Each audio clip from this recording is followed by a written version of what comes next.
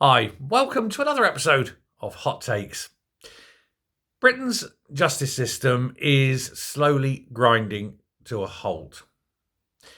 We've got so many court cases that are pending, behindhand, delayed, that some crimes, particularly serious crimes, you're waiting an inordinate amount of time.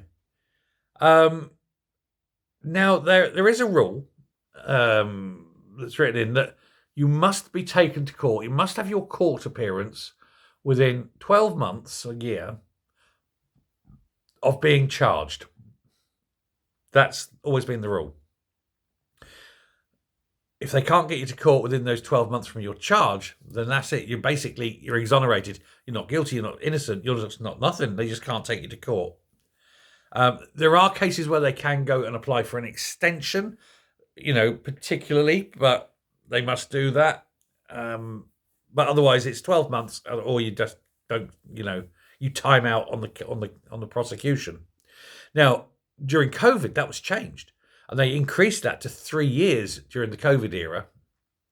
But it's now come to an end, and it's reversed, and it's back down to a year. I think it was a month ago or so, maybe 2 months ago, that went. And so anyway, it's back down to a year. Now, some crimes, there's particularly long waiting time. For example, I don't want to say because YouTube don't like the word, but, the R-ing of a woman. Currently, between charging and court, it's 48 weeks. It's only just inside the year, which means that there's going to be some cases, undoubtedly, that go over that year and where the perpetrator will basically walk free because the courts aren't working. Murders, they're taking 36 weeks and so forth. There's a whole list of how long each crime takes to get to court. Now, these numbers in the last 10 years have increased massively. The wait times between charge and that has increased massively. For the case of GBH, for example, it's over 300% longer wait. This is, serious crime we're talking about here. This isn't sort of petty pilfering or anything, petty pilfering. We're talking some very serious crimes, rape, murder, things like that. And so these delays are there, and they're inevitable, right? Now, I'm going to be fair to Labour and say this wasn't entirely, well, it's not their fault. This genuinely is a problem they've inherited. Because that delay's been there for years now. So it is something that they've inherited, and so we'll be fair with them on that. However, I'm not going to blame the Tories totally, but they don't get exonerated either.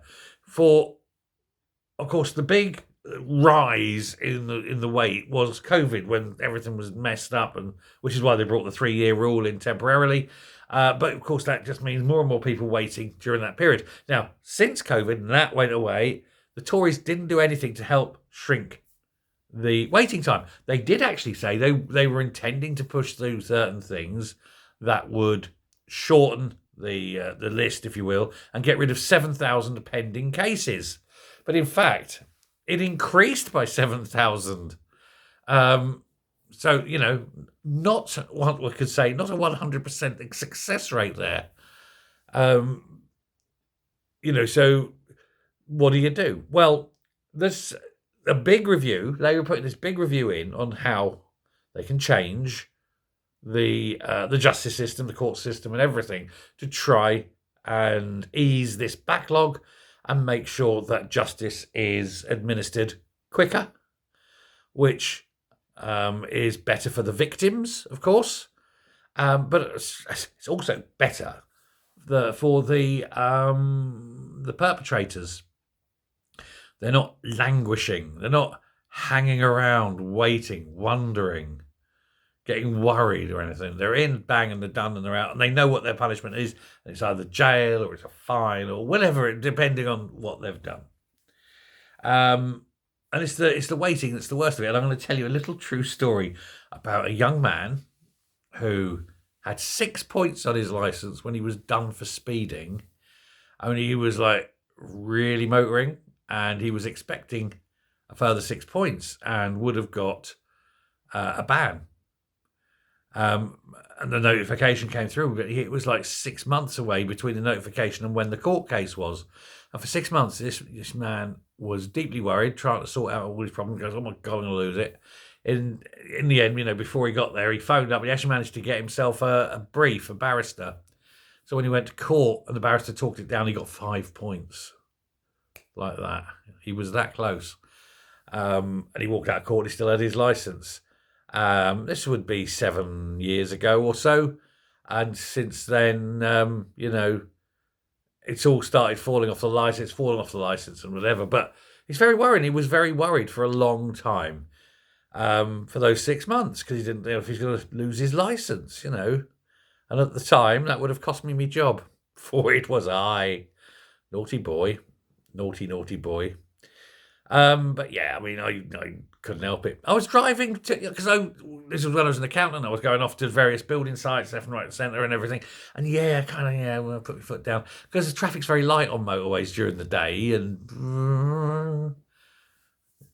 blue flashing lights. Oh, bollocks. Right, there we go.